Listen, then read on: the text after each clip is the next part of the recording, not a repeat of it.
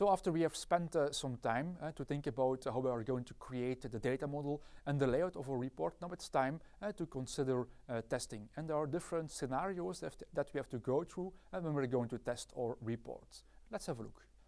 So when we are going to actually run our report, you should know that we can execute it in preview mode in the report viewer. A report can be printed on paper.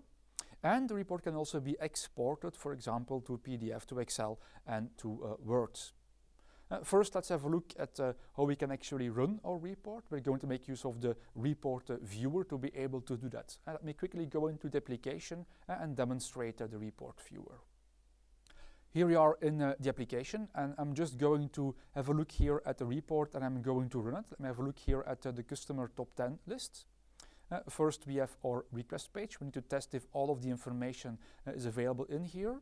Then we are going to preview our report. In the report viewer, we're going to see actually the interactive format of our report. So we might here have interactive sorting enabled. We need to test if all of this is working. Is the information displayed correctly in the correct formats?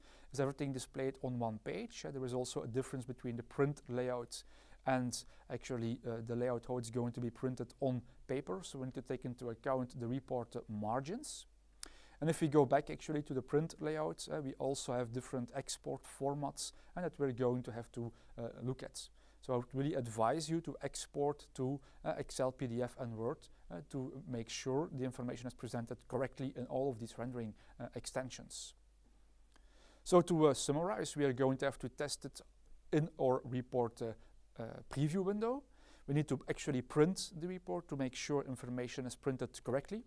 And we're going to test the Word rendering extension, the Excel rendering extension, and the PDF rendering extension, because some of the interactive features might or might not be available in each of these extensions. So we need to know how is the report going to be used and also test that in these scenarios.